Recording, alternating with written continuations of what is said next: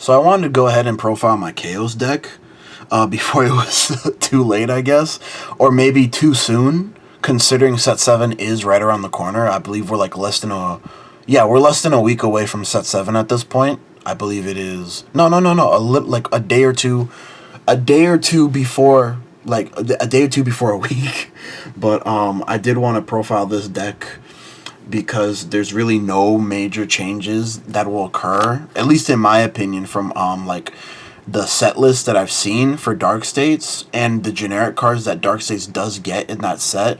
There's really nothing that I could do / change from what I have right now, and I really like what I have right now. It's like basically a major improvement from my first Chaos deck profile, which is basically like non-Highlander, and I took the same concept here where I never thought you needed to play Highlander to play Chaos. Like, there's certain things like triggers and PGs that you could use to increase your different names, but your main units, like, you can comfortably just play them all at max copies, and you will get to 13 soul on... Depending your opening, you could get them on turn 3, but more often than not, you will get them on turn 4 consistently. So let's get into the profile. We are running the Chaos Ride line along with 4 copies of New Chaos Order. The main reason that we are running the Chaos Ride line, even though I don't like the grade 1 because you could whiff if it's just triggers, is because the order only works from the different named Chaoses you have in your soul. So ideally you want to max out on your Chaos Ride line, because that by the time you ride grade 3, that's 3 different names right off the bat. So that's 3 different cards you could shove into soul from the top check of the order. Also, the order lets you pull out the order does let you pull out Makis from your soul. No, it pulls out any unit from soul, not just Maki. But if you pulled out a Maki, it gives Maki 10k.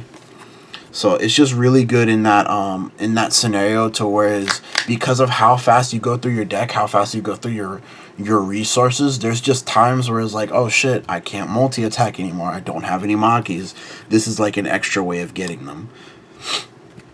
And moving on to the rest of the, well, not grade 3s, but moving on to the grade 3s, you're maxing out Persona Ride. You still want a Persona Ride in this deck, especially because as soon as you Persona Ride, if you didn't have the grade 3 Chaos in Soul, it automatically becomes a new name to count towards your, to count towards your 13 different names for his full ability of giving 10k to all the rear guards on board when he swings. But, and then 4 copies of the grade 3 Makani. We haven't gotten, we've seen the reviews for the grade 1 Makani, and it's insane. Enables this card so much, but this is your multi-attacker of the deck. It's your bread and butter of the deck. This is your main pusher. This is your main pusher and puller. It does go to soul at the end of turn, so it does add counts to your different names, but like I said, you could pull it out with the order. And like I said, you go through the deck so fast, you're bound to see more Makanis, but this is the breadwinner of the deck. This is what allows you to multi-attack if you have 8 different names. That's the key. What can I say? Those are the key check marks of this deck. You get 8, you could still play the game comfortably, but if you get 13, you could do massive pushes. Be it turn 3 or turn 4. But moving on to the grade 2s, we're playing 4 copies of Amazement Magician, and then we're playing 4 more copies of Amazement Magician. I'm just kidding. 4 copies of Crimson Expeller. This was a card that I did decide to test last minute, kind of.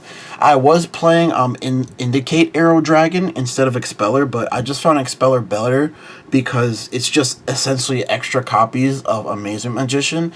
And also, if I have extra Expellers in my soul, I have the option of Soul Blasting him and potentially giving my Vanguard 10k, which is a good check mark for this deck, because usually your Vanguard attack is your weakest attack unless you have a Vanguard booster behind it. But like if you don't have your 13, the most is swinging for is like 26. Like maybe like if you had a swirler behind it, your Vanguard's going to be swinging for big, but more often than not, he's not. So the 10k is very nice to have. But again, the fact that it Soul Blasts itself to give you that extra chance of getting that different name, which is very nice. And that's why we're maxing out on these 8 on-attack Soul Chargers, basically. The only difference between these two is this one has to attack Vanguard, and this one is a you may, where when this one swings, you must. But moving on to the grade 1s, basically the other, besides Makani, the shining hope of this deck is Brainwash Swirler. So you really do want to max out Brainwash Swirler in this deck. Like I said, this is not Highlander. Like, you want to max out on your key pieces. You want to max out on your Order. You want to max out on Makani. You want to max out on Brainwash Swirler. These cards, these are the key cards that'll, like, you'll accelerate your deck so fast, you're going to get to 13. Believe it or not, you're going to accelerate. And this is a naturally aggressive deck. At least the way I play it, it's, like, very aggressive. Because you don't really, the one caveat / weakness of this deck, even though it can filter through the deck so fast and it can sculpt his hand, is it doesn't have that big of a hand. But maxing out on the 4 swirlers, not really much to talk about there.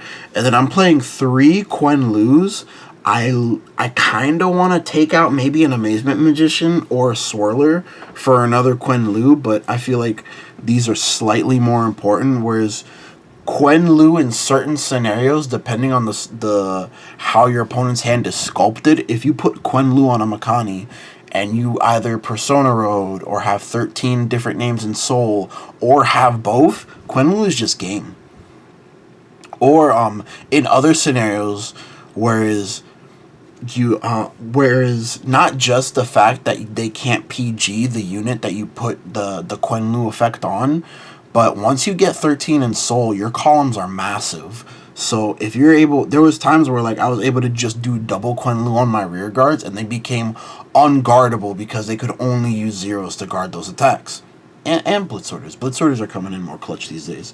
But yeah, I'm running 3. I wish I could run more, but I don't feel like she's like the whole namesake focus of the deck anymore, because now that you can deck thin and you can shuffle your deck, so the grade 1 for the Chaos Ride line isn't that bad anymore, am I right? But now that you can deck thin and you can shuffle the deck, like, you're more likely to hit triggers that I found in testing. At least on Deer Days, you're more likely to hit triggers. And yeah, let's get on to the rest of the rest of the cards. We're running 2 of the new PG, and then 1 of the old DPG, and then we're running 1 of the new Blitz Order PG. So this just, again, this just feeds into your names. Like, this is just free. Like, these 3 cards are the same cards, but these are just basically free names. And just like all your triggers are basically, again, free names for this deck. And that just helps in the, what can I say, like, the ultra consistency of it, I guess. Not that this deck is ultra consistent. You can brick because you're very piece reliant, but it's very what can I say? You would have to like brick really bad to like at least not get the 13 cards in Soul by turn 4. But moving on to the triggers, 1 Dark States OT. Not much to talk about there. We're running 3 of the effect draws. I'll get into why I'm running 3 of her in a minute. 2 effect crit, 2 crit with a different name, 2 crit with a different name. Ooh, it's spilling over. And then 1 crit with a different name and 1 crit with a different name. So just in your critical triggers alone, you have 8 different names. You have 8 different names in your critical triggers. You have only 1 name in your draw triggers, but that's a specific reason why I didn't want, because this deck hand is low, you do need to run the draws to have that like little bit of push and draw power. I haven't decked out more oftentimes where I would deck out. I was losing regardless. There was no way I could win. But like, not like deck out, but like my like, you get to like not one card in deck, but like 3 cards in deck where like, oh, ooh, this is my last turn. But usually I would just win there, or like, you know, lose there. Like, basically, this is what I'm saying. I wouldn't lose by the inherence of deck out. But moving on to the rest of the triggers, we're running one heal with a different name, another heal with a different name, another heal with a different name, another heal with a different name. So just in your triggers alone, you have 8, 9, 10, 11, 12, 13, 14 different names in your triggers alone. And the reason that we're running 2 of the effect crits is because if we don't have any effect crits in Soul, worst comes to worst, we could use it to boost a Maki to get our 13th card in Soul if we really need it. That's why we're running 2 of the effect crits. I don't want to run too many of those.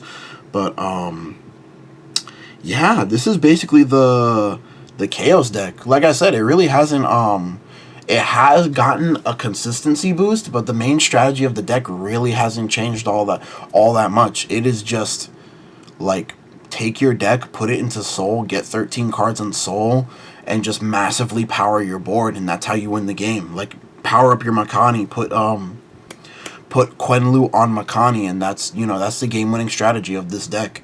Is it the best deck? No, I don't think it's the best deck by any means. I would probably still consider it like high. I would put it like in the same tier of tier 3, like slightly higher in tier 3, maybe bottom tier 2, but like what really kills this deck is just the hand. And I know set 8 was just released in Japan. I need to look at all the Chaos cards to see if there's a remedy for that hand problem. I don't believe there isn't. I believe it's just more consistency buff, but if anything, at the end of the day, you could just become like a very dirty rush deck and still be very playable and very good in this metagame, I suppose.